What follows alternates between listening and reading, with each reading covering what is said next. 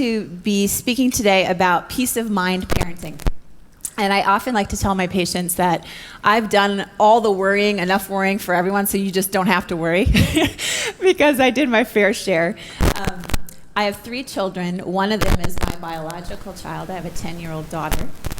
And so I'm going to share with you some of the things that I've learned, both as being a mom, but I also have a really interesting vantage point in that I've worked with hundreds of children with developmental disabilities, specifically autism, tons of allergies, asthma, ADHD. And so my passion, I've worked with these children and these families for years, and it's been really rewarding.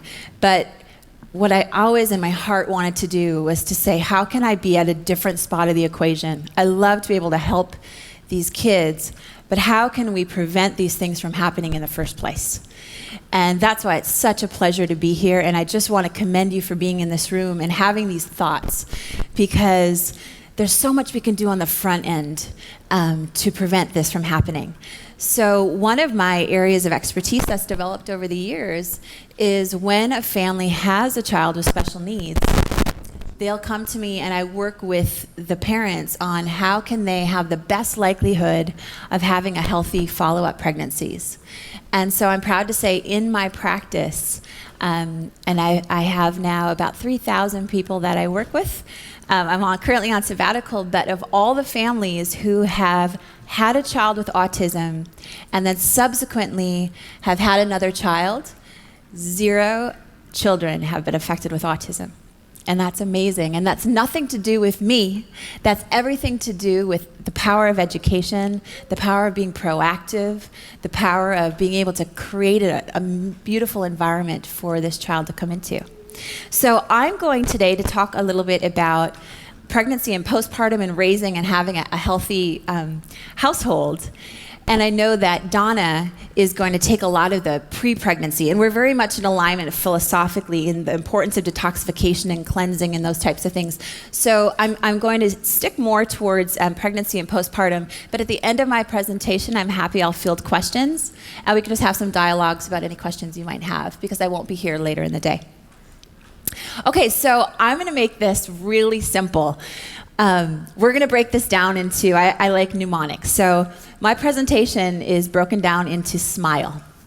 And that's the first thing I want to remind you of is that this is actually really simple. I know when we're talking about all these chemicals and these VOCs and these toxins and the minerals and the vitamins and all these things, it starts to feel really complicated. But the first takeaway I want to give you is that our bodies, ladies, are designed to do this. We are so brilliant, and our bodies know exactly what to do. So all of the things that you're going to be learning today and talking about, I want you just to consider it as really important, but extra credit, because your body already knows how to do this. Are you with me? Yes, we all know how to do this. So in this first of the things we're going to touch on is just the simplicity of it. And one thing we're so busy in the busyness of being pregnant and doing everything right that we forget about the importance of our environment. And so there's a beautiful book. I'm just going to share with you a couple of resources that I found to be really helpful for myself and for the people that I've worked with. The first is called Simplicity Parenting. And it's this beautiful vantage point of how to create a sanctuary for your home. And the essence of the book is just really by simplifying, we protect the environment for childhood's slow, essential unfolding of self. And so literally imagining your home as this place where time moves slower, there's no clutter, it's just visually relaxing. It's a place where you feel calm and nurtured, and a place of safety for optimal growth. Our bodies, physiologically, are always in either one of 2 states, and of course this is on a spectrum, but we're either in fear and contraction, or we're in safety and expansion.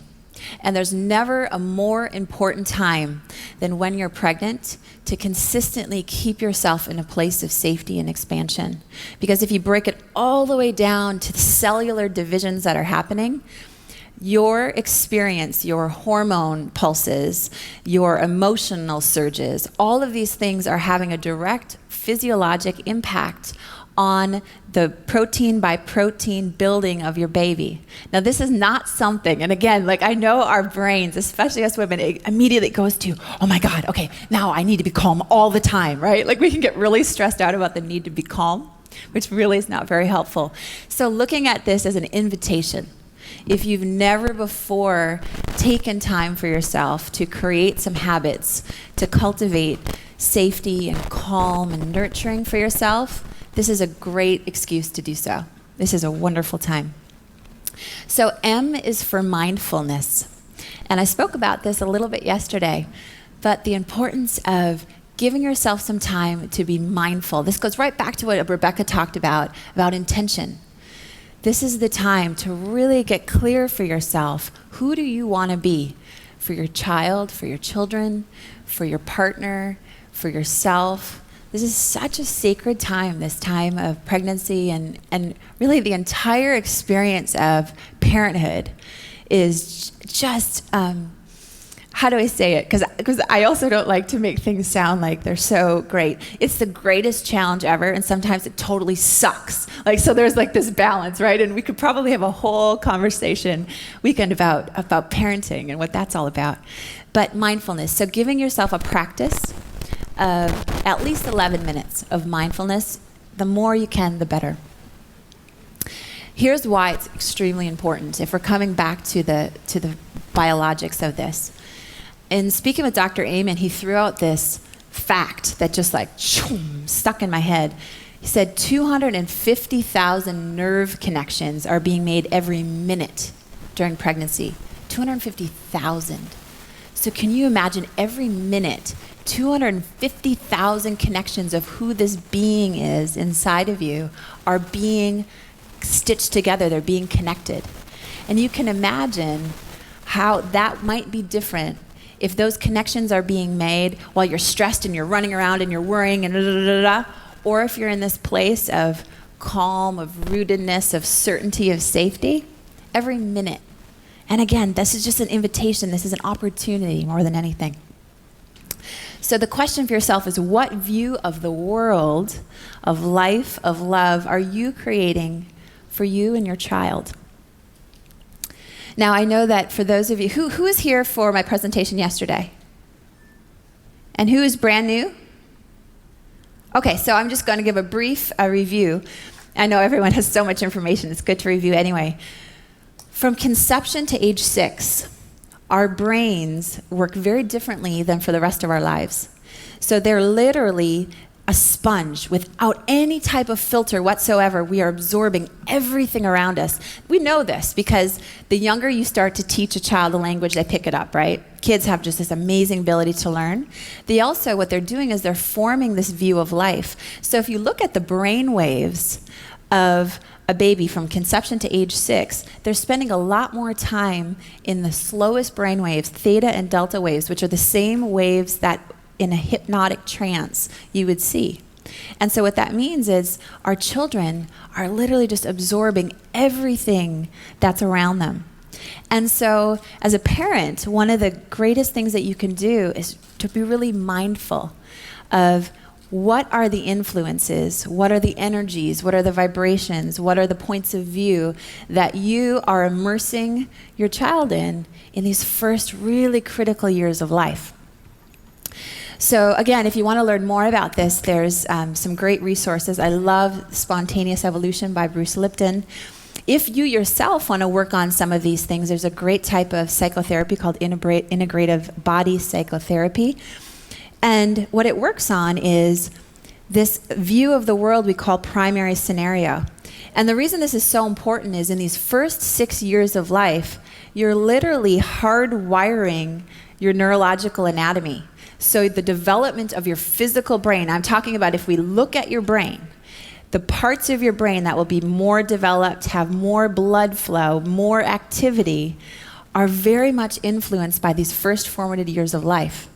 Now, this is actually great news for all of us sitting here. Now, for those of us who have older kids, we're like, oh my God, I wish I would have known this. The great news is it's never too late. There's so many things that we can do for our brains, for our bodies, for our view of the world, for our health. But this is such a unique opportunity that you're never going to have again, in literally like being able to start from scratch and building this beautiful brain. And so why not really put it to its best use? So afterwards, there's also ways to retrain the subconscious brain. And these are tools while you're pregnant that I'm a really big fan of. So if you're struggling, because telling you not to be stressed, I don't find is at all helpful. So what can you actually do while you're pregnant? Because you're going to learn today all kinds of great things that you could do beforehand. But then the question is, okay, what if I'm already pregnant and I'm feeling stressed? A lot of these detox therapies I can't do anymore. So a few tools that are really great while you're pregnant, especially for stress. I love Psych K. There's something called Body Talk, Emotional Freedom Technique. Anything that helps you to have more joy, more light, a great walk, a swim, whatever it is.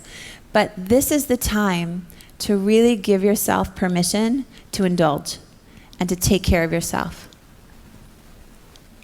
Earthing is another great way to reduce stress.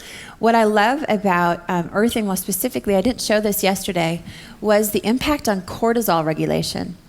And so what's really profound is that cortisol is our stress hormone, right? Do you know what else cortisol controls? Something really important that a lot of us don't quite get enough of? What? Sleep. That's right. So cortisol also controls sleep, and cortisol is also what gives us energy.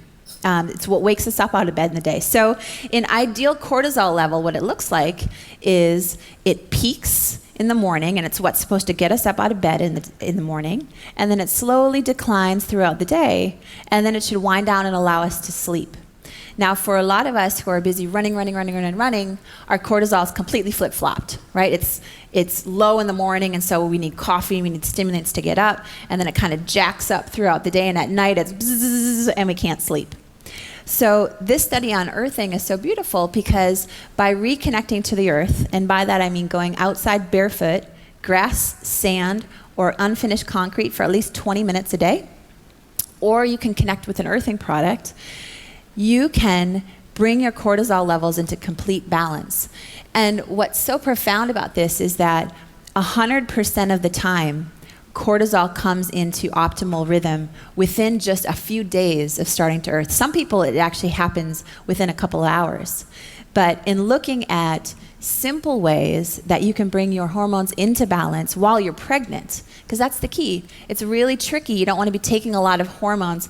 I'm a big fan of progesterone, but you have to be really mindful of what you're taking while you're pregnant. So reconnecting to Mother Earth is something that's so safe and is really effective at getting your hormones balanced. So if there's one thing I would encourage every single one of us to do, whether we're pregnant or not, is make sure to get reconnected to the energy of the earth. Okay, so we have our S was for simplicity, M was for mindfulness, I is insurance. So although our bodies were designed to do this, I think in the craziness of our world right now, I like to look at this as here are some things that you can do while you're pregnant, postpartum, and then when your children are born as just extra insurance so you have peace of mind. That you're taking steps and doing things so that you can be proactive in really having the best chance for a healthy pregnancy. Now the first is cleanup. And the most important thing I want to say, even though I'm not addressing it, is in those families that I work with who have a child that's been affected by special needs, the first thing we do is detoxification and cleanup work with mom and dad. The second thing is I make sure that we're working on the emotional harmony of the family. And we're going to talk about that in a moment because that is, in my opinion, as important as the detoxification step. So cleaning up now from a vantage point of once you are pregnant or you're breastfeeding, here are some things you can do. Dave alluded to this. This is the actual study that Dave alluded to, was done by the Environmental Working Group. And it was called Body Burden, the Pollution in Newborns.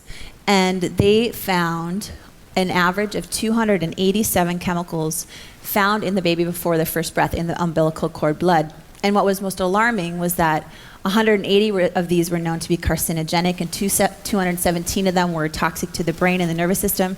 208 of them caused birth defects. That's enough to cause any of us to stop breathing. But what they didn't publish, which was so important, and I'm so grateful to have come across one of the individuals who actually worked on this study, is that a solution to this. So one of these practitioners worked on this study, was completely alarmed, and then actually followed up the study to say, well, what can we do about this? And so what they did is they used chlorella. How many of you know what chlorella is? Oh, this is such a great room. So chlorella, again, in the ocean, in the environment of nature, cleans up the ocean. So it's constantly absorbing. So number one, if it's cleaning up the ocean, what do you want to make sure of when you buy chlorella? That it's from clean water, right? So you want to get a really good high source of chlorella, really pure, make sure that it's tested, because it's going to absorb whatever water it was grown in.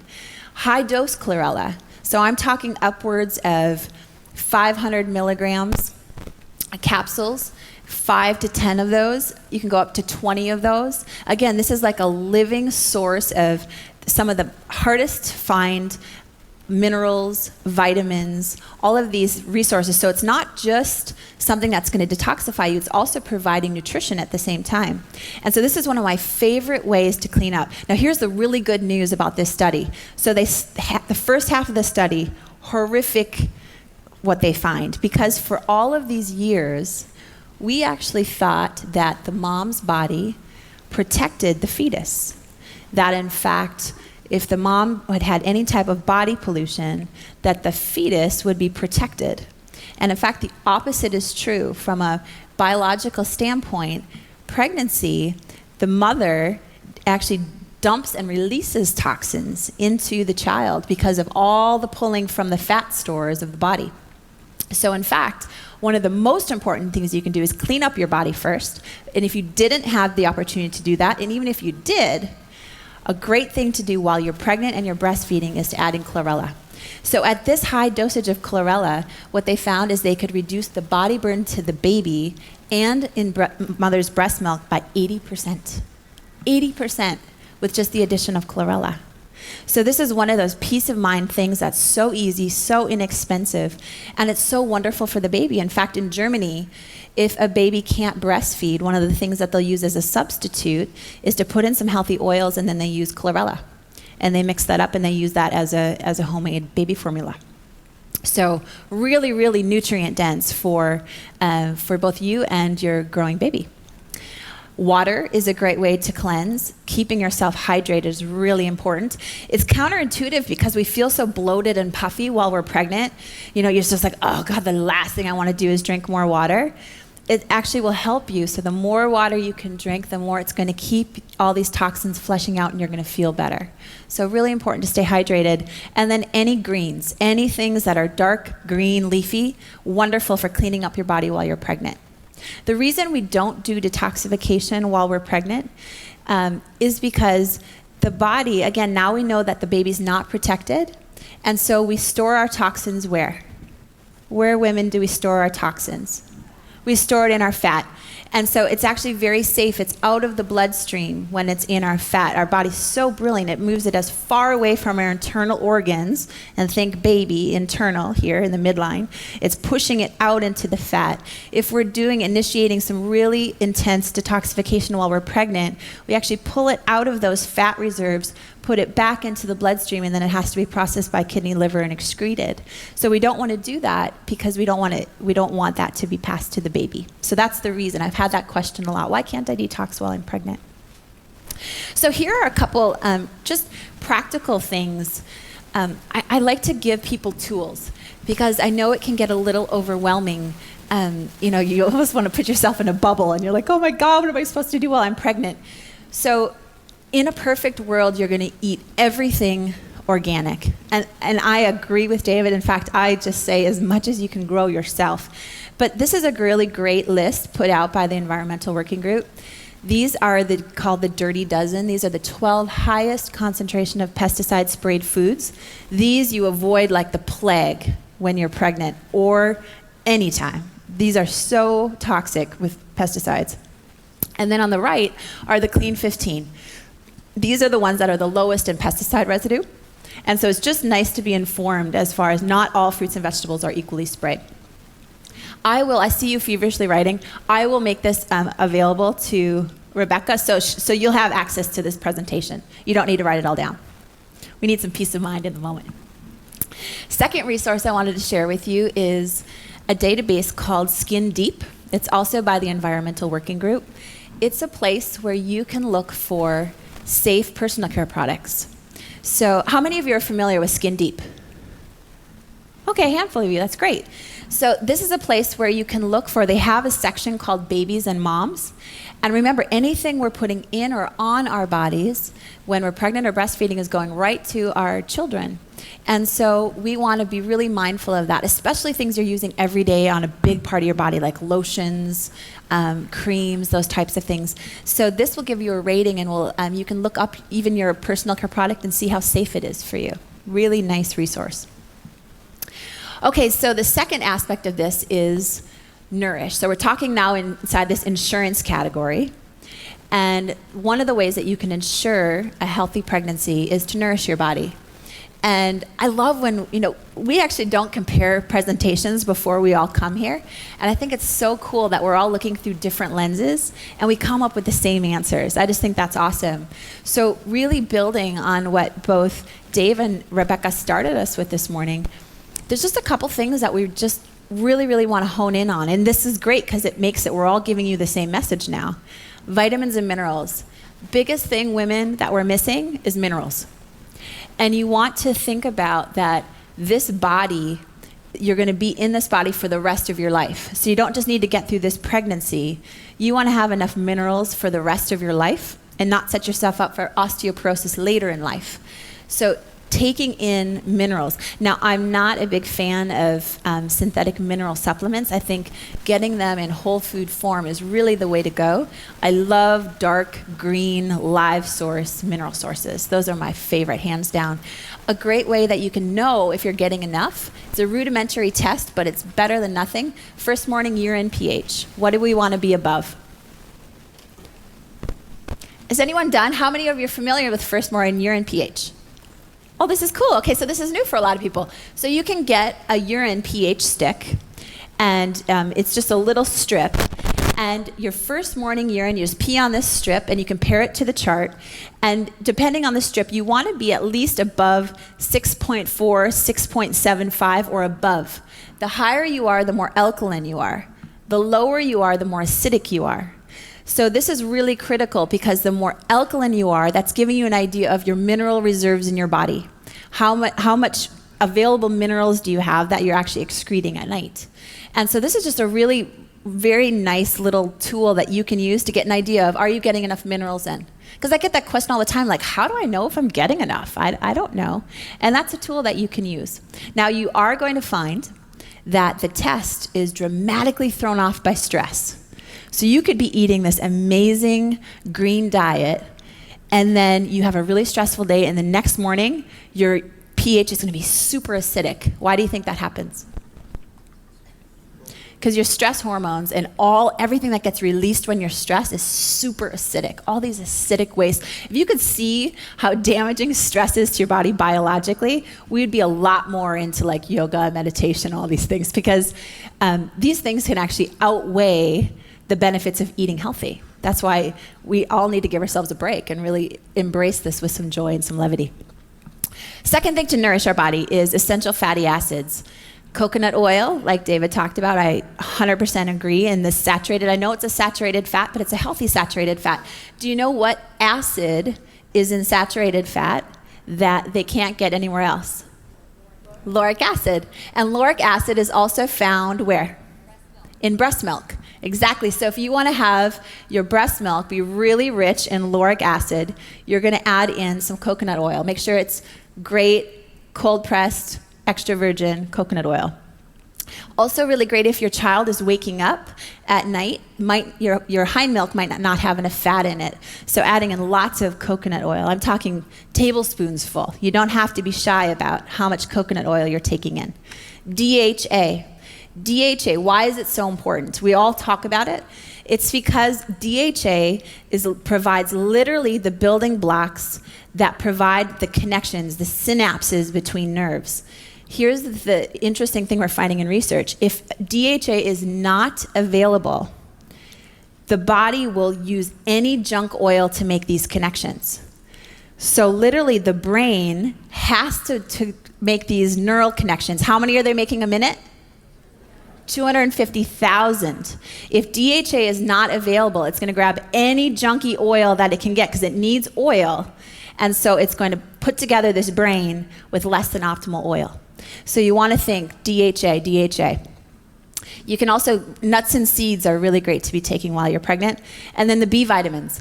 I'm not, again, it matters where you're getting them from. So synthetic B vitamins that are chemically made, our body does not recognize as natural. So you want to get a live source form of the B vitamins. And I know we all talk about folic acid and some of these things. You really want to get a whole complex. The B family works all together. They're called synergists and cofactors. So you really want to take the entire family while you're pregnant. I wanted to pass on this resource because it's been so helpful to me. For those of you who are interested in growing your own food, and this is my new passion. So if people ask me what I'm doing on sabbatical, this is a big part of it. My passion is to take our yard and grow our own food. And so I wish I had a picture because I'm very proud of what's happened so far. But I had help because you don't have to do this yourself. There are other companies. The company I use is called Farmscape, and they actually come out and they designed a whole urban garden. And you can even have a farmer come out once a week and tend it and help you and teach you. It's the coolest thing. And when I tell you, when you have your own fresh grown food, it's like to have a juice that's made from the kale that you grew with all of these nutrients and all these things in here, it's completely different than the one you're going to get at Whole Foods when they make it for you in the centrifugal juicer. I mean, it's just amazing. So again, if this is something you're into and you're at this step in life, grow your own food and get help, right? If right now, people are living on cheeseburgers and things, going and getting vegetables at the supermarket, awesome step in the right direction. We're always taking this next step up. Okay, so I'm just going to touch briefly on genetics because this is something while you're pregnant that, again, you have a really neat opportunity. So in my practice, what I focus on is helping people to defy their DNA. Literally, how do you take the genetics, the genes that you were given, and have the best likelihood of expressing the most positive ones and silencing the ones that code for illness or disease? And so there's 3 aspects that I focus on. So one is detoxify, and you're going to work a lot of that later on today. Second step is nourish, and the third step is adapting to stress. And so we have, we're right now, especially if you look at the autism epidemic, if you notice the graphs, they're just like, they're like exponentially growing, right? And they're saying that a lot of these diseases are caused by genetics. And I just want to just take a moment to educate you because genes change over time very slowly. So if you look at the evolution of genetics, it's just very, very, very gradual. So if a disease, let's say like Down syndrome, was caused solely by a change in genetics, you'd see a growth like this, right? So when you see something happening like this, what do you have to start to think? There's probably more going on than just genes, right? And this is where this whole world of epigenetics came from. This is what drove me, my passion for helping these families and preventing these I don't want to call them defects because here's the thing. I want to take a moment. In working with these children, these are some of the most special, amazing, connected kids I have ever come across. And so it's a complete blessing to have had the opportunity to work with these kids. And here's what I believe is happening. I believe that as an entire species, we're evolving. and we're becoming more sensitive, we're becoming more intuitive, we're becoming much more connected. And so these children are like the canaries in the coal mine. So these children that are being affected by all these toxins, yes, they may have a genetic predisposition, but they're much more sensitive. And so they're much more affected by all the things coming at us. And so I think one of the things that we can do to really honor these children is to pay attention to the message that they're giving us. They are our canaries, and they're saying, you know what, we need to change some things. And so it's our opportunity to be here in a forum like this, to have a conversation about what are the simple things that we could change to be able to help to prevent this from happening. So these children are what drove me into epigenetics, because at first autism looked like it was totally genetic driven. And so then my next question was, well, how do we turn off that autism gene? And so that's what this conversation is about. So the great news is that our genes are not our destiny. So we have control, a huge level of control over whether genes get turned on or turned off. And so there's 3 things that our genetics respond to. Our genes respond to nutrition, which David talked a lot about. I'll give you a couple other ideas. They respond to toxins, which you're going to be talking later on about how to detoxify. But they also respond to stress. And so these are the 3 things. If you really want to key in on what can you do in preparation for pregnancy, and really for your whole life, to optimize the expression of your genes, these are the 3 biggies: nutrition, toxins, and stress. So I explain it really simply. I describe this as, think of your body like a barrel, and there's 3 things that throw it off.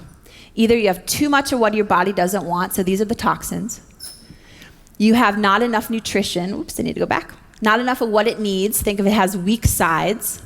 And that's food, water, air, rest, movement. And then stress. Think about if you squeeze that already full barrel, what's going to happen? It's going to overflow. Exactly, it's going to overflow. And this is where we see pain and illness and disease and all these things. So you want to think of these 3 steps: detoxify your body, nourish it, and help your body more effectively adapt to stress. So how does diet, and the reason I'm taking time to show you this is I think it's really helpful, especially for us women, to have some science to ground this in, because you're going to be faced with all kinds of opinions, right? Your mom has an opinion, your mother-in-law has an opinion, your friends have opinions, and oftentimes are those opinions the same or different? They're different. And so I really like to give you and us as women, and those of you who are here with your partners, that's so wonderful, to give you some science so you can just have a little, you're like really grounded, like this is the real deal. How does diet affect gene expression in our offspring? So there is some research done at Duke University, Dr. Randy Girdle. What they watched, and this is in mice, they watched a gene called the agouti gene, and it's just a really simple gene because if the gene is turned on, the mice are yellow and they're fat, so it's just really easy to see. And if the gene is turned off, they're skinny little brown mice. So you can just really easily tell whether a gene got turned on or off. And the way that we do that is what David referred to, which is this little group called a methyl group. So when you're pregnant, I want to have you tuck one other thing away. The more methyl groups you can get in your diet, the more you can silence genes that may be coding for illness or disease. So if in your family line you've got a whole bunch of cancer, and in your significant other's line they've got a whole bunch of heart disease, one of the things that you can do, especially while you're pregnant, is to make sure that you're flooding your body with methyl groups. Here's why. And I know we can get this. So if you actually look at, now we're looking at our genetics, okay? I'm just going to use like simple words. We don't need to use all the big ones. The way that a gene turns on and off is that when it's on, it unwinds. So it's like a spiral, and it unwinds. And do you see all these little blue guys? When it unwinds like this, proteins start to develop. These are called histones. Proteins start to develop, and those proteins turn into our muscles. They turn into every part of our body. And when the gene is off, it winds really, really tightly, and no proteins can be made from that particular gene. So the way that your body controls whether something is unwound and ready to replicate, or really tight and turned off are methyl groups. So when these methyl groups stick to your genetic, what do I want to call them? We'll just call them your genetic parts. It's going to silence genes that may code for illness or disease. So it makes a lot of sense, common sense wise, to flood your body with methyl groups, right? So here is the research that Dr. Jerdal did. He took a mother who had the agouti gene on. Okay, so think of this. This would be a mother who has a gene for obesity, a mother who has a gene for cancer, a mother who has a gene for heart disease, and fed this mother a diet high in methyl groups. And I'm going to tell you how you get those methyl groups in a second. And the methyl groups turned off the agouti gene in the offspring. So all the babies were actually little brown skinny mice, even though the mom had the genes for the agouti gene turned on. But what's even more remarkable is the next generation was healthy as well. So what this tells us is that what we eat while we're pregnant doesn't just affect our baby inside, it actually has the ability to affect the next generation. Isn't that so cool? I mean, you really want to think about, and I honestly am a little jealous for those of you who are wanting to get pregnant, because I so wish I would have known a lot of this stuff before this is just such an opportunity as mothers that we have. Now, diet can also overcome toxicity.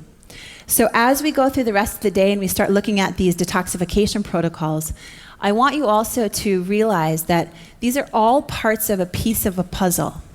And you don't have to do them all perfectly all the time. We all do our best. So what's really encouraging is while pregnant, we had these are two offspring from the same mom.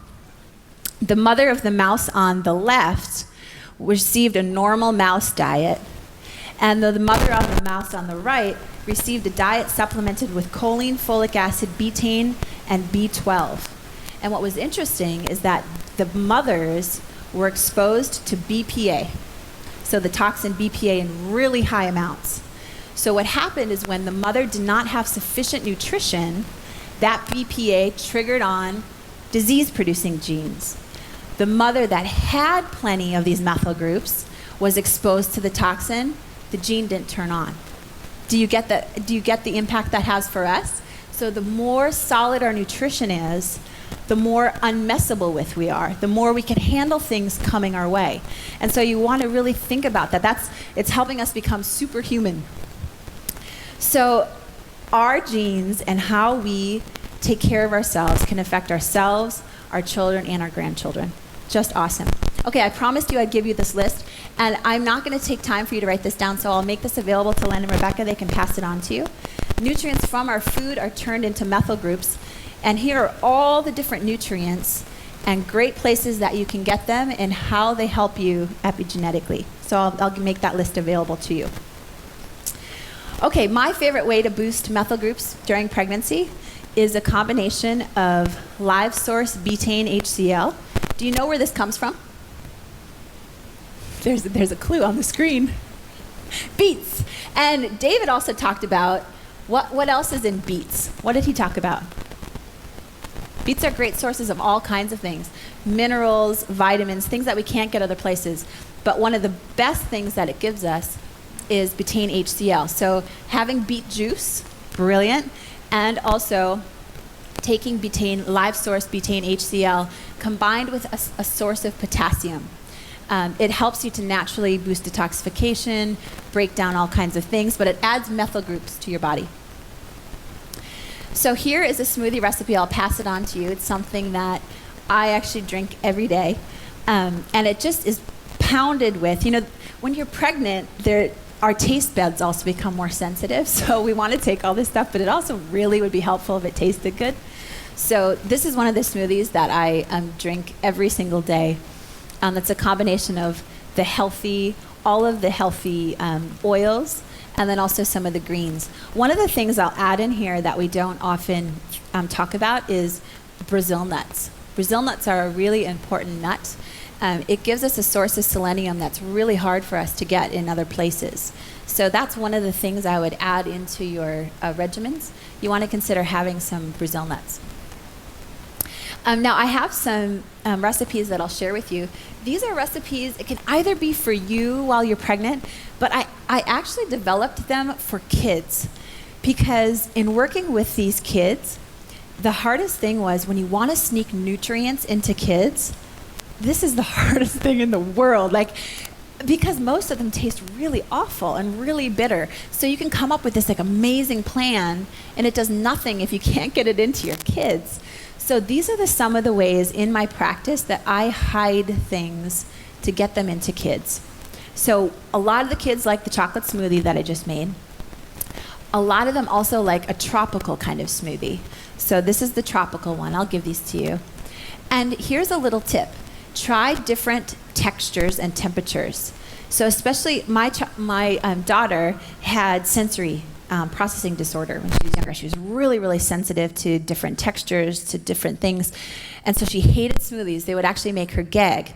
But if I put it into popsicle molds, she loved it. And I let her think it was naughty. So I would be like, do you want to have a popsicle for breakfast? She's like, really? I can have popsicles for breakfast? I'm like, you know what? We could have popsicles for breakfast every day until you're 18. And I would just mix different smoothies, put them into a popsicle tray, and then all of a sudden they were like God's gift. So when working with kids, this is a really great way to sneak in some nutrients. Also, I want to encourage you to introduce bitter, the taste bitter, really early. In fact, if you can mix a little bit of chlorella or a little bit of a nice greens mix into your children's food from their very first, you can even mix it into your breast milk, they will start to cultivate the taste buds for bitter. That's the most difficult taste bud to cultivate. And so if you can start it early, I can assure you, this is one thing that I do know because I started it with my daughter. My daughter will actually ask for kale, for salads, for green juice. This is not normal for 5, 6, 7-year-olds. Now, you know what's funny? She's 10 now, and she's being a little fickle. And you know why she's being fickle? It's not because she doesn't have the taste buds developed. It's that now she learned it's not cool. So now we've got this whole cool factor that I have to figure out. So when I figure that out, I'll share with you. But all of a sudden she realized, oh, none of my friends eat kale chips. What's going on, Mom? So anyway, we're going to start a new trend in the school system. I use nutritional yeast, again, not a raw product, but a nice way to get in beta-glucans, to get in some of the hard B vitamins. The reason that I turned to nutritional yeast is so many kids love macaroni and cheese. And some kids live on macaroni and cheese. So I'm going to give you my homemade macaroni and cheese recipe because I use this all the time with kids. And you can substitute the noodles out for mashed cauliflower, for sliced zucchini. Really, really great. Power balls. This is something I put into my daughter's lunch boxes. It's hard to get nuts into kids. And it's also hard to get nuts into us. If we're really honest, it kind of gets old to just eat nuts, right? It gets a little boring. This is my favorite way to sneak nuts in, and this tastes so good. You make this little power ball, and this is something we call them munchkins, like Dunkin' Donuts munchkins. These are our homemade munchkins. Chocolate pudding is a great way to get in some of the greens or the really bitter tasting herbs into your kids. This is a raw recipe that I use with an avocado, banana, honey, cacao base. And this is one of especially for kids who are really sensitive to sensory, this is a really great way to get things in. And then you can also freeze this if you want to. And pizza crackers. So if you're looking for ways to be able to sneak vegetables into your kids, this is one of my favorite ways because most kids like things crunchy. So this is a little bit further, right? Because we're talking now about how to get nutrition into our kids. But what I challenge you to do is don't fight their tendency. So if they like things that are crunchy, find great things for them that are crunchy. If they like things that are cold, find great things for them cold. Go with their preferences, and your life gets a lot more enjoyable. So a lot of kids love things that are crunchy and have a little spice and a little salt to them. So I found sneaking in increasing amounts of shredded vegetables into pizza crackers is really an effective way to get them in. Okay, so the third aspect of insurance is to protect. And so what are some things that you can take while you're pregnant, take while you're breastfeeding, and then even to give to your baby? And I think that David might have hit on all three of these. So vitamin D3, really essential. We need much more vitamin D3 than what they're telling us. So just so you're educated, and everyone needs to make their own decision, but if you go outside and you spend about 20 minutes with bare skin contact, you make about 10,000 IU of vitamin D in about 20 minutes. Now, the recommended dosage of vitamin D is how much? No, it's all the way down to 400. And then if you're really exotic, they'll give you like 2,000, but that's like pushing it, right? I really want to encourage you not to be scared of vitamin D3. Vitamin D3 toxicity is temporary, and it also is something that's extremely, extremely, extremely rare and very, very, very, very difficult to accomplish. I've been supplementing people with vitamin D3 for years and have not had one case of vitamin D3 toxicity. So this is something that's really essential, especially if you live, our entire country is above the equator, so we're not getting direct sunlight. And then if you live above the middle half of the country, even more so. So my practice in the upper Northeast, almost everyone I tested was vitamin D deficient. So how much vitamin D do you need? Because now vitamin D tests are becoming really popular, and you're going to get your results back, and most likely they're going to say, oh, it's fine. But the range that they have for what's fine is all the way low, and then it goes up to high. We need to be at from 60 to 70 nanograms per milliliter. So all the way up to 60, 70 is where the research has shown all the beautiful benefits of vitamin D. And so you need to be in that range. So when you get your vitamin D test done, I want to give you that number between 60 and 70 so that you know what you want to be targeting. And then you can say to your practitioner, actually, I know that I'm in the range, I'm 30, but I personally want to get up to 60 to 70, because that's really important. Colostrum is a way that we can support our children. Of course, it's passed through the breast milk in the early period, but you can also supplement it while you're breastfeeding. Also give it directly to your children. And reishi. I love that we all came back down to reishi. Huge fan of reishi. You really can't go wrong with reishi. The reishi is wonderful on so many levels, but it's also really powerful spiritually. So, it does all these great things for our liver. It helps to detoxify. It produces, it's great for the immune system. Reishi's awesome for allergies. I don't know if you knew that, but reishi, if you take reishi, if your kids have allergies or you have allergies while you're pregnant, it's just phenomenal for allergies. But if you go to the Chinese temples, on top of these beautiful murals is the reishi mushroom. And so that's, in the place where heaven would be, that's where the reishi mushroom sits. So it has just these beautiful, mind-opening, spiritual expanding properties as well. So pretty cool thing to be taking while you have life growing inside of you. So the last aspect of protection is an area called excitotoxins. How many of you have heard the term excitotoxins? Okay, good. So we'll go through this quickly. Excitotoxins are chemicals often found in our food that can damage brain cells and our nervous system. This is extremely important while we're pregnant, right? Because 250,000 connections are being made a minute, and we don't want anything in the system that's going to muck that up. So excitotoxins, some of the most common, MSG, but they don't put MSG on the labels very often anymore because they know we're looking for it, right? So it oftentimes will be labeled as yeast extract. It'll be labeled as hydrolyzed anything. Hydrolyzed anything is going to increase glutamate. Glutamate is actually so it's not the sodium in MSG that's the issue. It's actually the glutamate is what spikes it. Glutamate, hydrolyzed anything. We want to stay away from aspartame, artificial colors and flavors. You know what else spikes glutamate, though, that I just want to mention? The liquid aminos do. Liquid aminos are actually a great natural product, but they do spike glutamate levels in the body. So if you're using that as a soy substitute, you just really want to be cautious about that the liquid aminos also do boost glutamate. The easiest way to catch this is anything that's artificially cheesy, salty, or brightly colored most likely has some excitotoxins in it. Here are a couple great resources for natural remedies. I had this book when my daughter was born, Smart Medicine for a Healthier Child by Janet Zand. And it just has all kinds of great tips. There's lots of great books out there. This just happened to be one that I really like.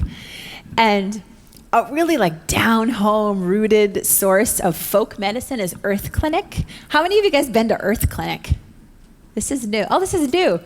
Earth Clinic, what I love about it is just people sharing what works. So of all those remedies out there, the biggest ones are apple cider vinegar, castor oil, some of these type of remedies. People put up there what they use natural things around your house for, and then people comment and they either yay it or nay it. So you can see what actually, it's kind of this living, breathing, growing repository of natural things that you can use. So I thought it would be cool to share with you. Okay, so we are to L in SMILE, levity. And this is an encouragement. This is once we, actually this is probably good for both marriage and for parenting.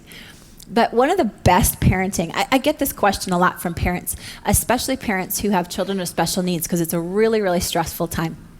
How do you be a parent and still have a lot of joy in your life? And one of the parenting suggestions I give them is to just choose a few rules, and the consequences are like gravity. So when this happens, then this consequence happens. And you only choose a few rules. That's one of the things, especially when you have toddlers, that can really, really save a lot of pain, is you have a few rules that you want to enforce, and then you enforce them like gravity. And everything else, you laugh. Like, for example, in my house, and they change over time, right? So when my daughter was about 3, the rule was if mommy is on the phone, because I was a single mom, so I had this 3-year-old, and so the rule was if mommy's on the phone, you only interrupt her if there's an emergency. And that was a rule. And so I'm on this conference call, and my daughter Jaden comes in, and she has this empty glitter bottle. And she's looking at me just really with sparkly eyes. She's like, "Are you done with your call?" And I'm like, "Yes, I am." And she's like, I obeyed the rule and I didn't interrupt you. There's no emergencies, but I have the best surprise ever. And I'm thinking to myself, what has happened? She's like, I made the whole house magical. She took, now it was one of those Sam's Club glitter bottles of silver glitter. She glittered every single inch of the house was covered in silver glitter. And it was one of those moments you never forget, either I'm gonna lose my mind or you just hysterically laugh. And I belly laughed like I never belly laughed. And I moved 6 years later, and when we were moving things, I still found glitter. I mean, everything was glittered. It was the best. So I often call back that memory whenever I'm in one of those moments. Pregnancy is just this perfect time where it prepares us for motherhood. So all these challenges aren't a mistake. The morning sickness isn't a mistake. All the challenges and the runs to the bathroom and the discomfort and all this. What I would encourage you to do is just really embrace it as just this perfect preparation for being able to focus on something other than you. It's such a rite of passage, motherhood. And so there are no coincidences in all this. So one of the things I can tell you that makes pregnancy a lot more enjoyable is just to stop resisting it. Stop thinking there's something wrong here. Stop thinking, oh, it should be different, or that should or shouldn't be happening. It's perfectly preparing you. And so just really to embrace every single phase that's happening. Here are a couple of resources that I found to be really great, especially once we get to toddlerhood. How to talk so kids will listen, and listen so kids will talk. This is a great one on how to communicate with your kids. Because you're going to look back at every phase of life and smile, but while you're going through it, sometimes it doesn't feel that way. So that's a really great resource. one of the things that I've found helpful was this little tiny book by Deepak, which is 7 Spiritual Laws for Parents, just to create some meaningful rituals and rhythms. My husband created this beautiful ritual with our son that every night he would ask him what he wanted to be when he grew up. And he would tell him that he could be anything. He could be a fireman, he could be an astronaut, and it was this beautiful ritual that they created. And he's 15 years old, and he still loves to do that. And talk about a tender ritual to create for your family. So, just that idea of you have limitless possibilities. So just be thinking of that as you're pregnant. Like, what would be the most amazing experience of a family and of this one phase of your life called parenthood that you'd like to create? Don't miss a second of it. One thing I've learned later in life, in going through all kinds of great therapies, are some of the messages I wish that I would have gotten from my mom. And I think we all have some things that we just so wish that we would have heard. And some of the most common are, I love you for who you are, not what you do. You're never alone. Or I'm so happy that you're my son or my daughter. And something as simple as just creating, you can even put it in your phone, that at 4 o'clock every day, you're going to give your kid a hug and you're going to tell them one of these things. It can be life-changing. Okay, we're to our last step, which is E, enroll. So I want to remind all of you women that you are the quarterback of this experience. Now, sometimes it doesn't feel that way because we put all of our trust and our faith into people outside of us, into our obstetrician, into our mothers, into self-help books, into people standing on audiences, like in front of groups, right? Really, you are the quarterback of this experience. And so you want to create a team around you that works for you. And so one of the gifts to give yourself, even though you're all going to be extremely healthy because you're going to have applied so many of these things, I want to encourage you to take some time after you have your baby to have complete ease and peace and nurturing, whatever that takes. Even if you feel brilliantly healthy and you can go out and conquer the world, this is a time where your baby so needs your limbic attunement, that the growth is happening so fast that you don't want to miss a second. And so I just really want to encourage you, as much time as you can take during those first moments of your child being in this world, that you can just be right there connected. I think it's really great to educate yourself so you can have peace of mind. This is an awesome book. If your kid eats this book, everything will still be okay. The number one thing that detracts from early parenthood is just this panic that we're screwing it up or we're going to miss something really important, right? So everything becomes an emergency. This is a great book written by a medical doctor, actually an emergency room doc, that just breaks it down for you so you really know, like, what really is an emergency and what can I totally handle. So this is a great thing to have on your shelf. And I'm speaking now to all the moms in the room, you are the emotional metronome for your family. So in working with kids with autism, one of the things that I found, especially for these children who are having seizures, is if I don't help the mother, I can't help the child. And so the most important thing that we can often do to help our children is, as mothers, to be able to get ourselves grounded, to get ourselves breathing, to get ourselves emoting from the heart, because we create the heartbeat of the emotional pulse of our family. And probably one of the most dramatic examples I can give you is I had a young girl who was having extreme seizures, upwards of 20 plus seizures a day. She had been to every neurologist.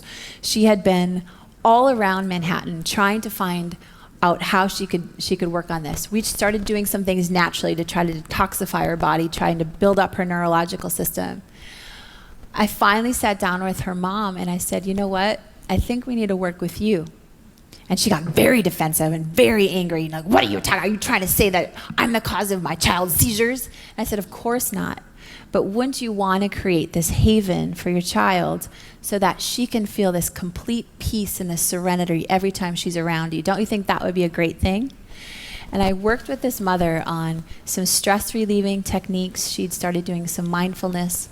And I kid you not, and one of the things that we did is we started earthing, both the mom and the child. And within 2 weeks, she called back and said her daughter had not had one seizure. Literally just from the mother changing. So we didn't change anything with the child. By helping to ground the mother's emotional state of mind, it created this harmony in the household that the seizure activity stopped.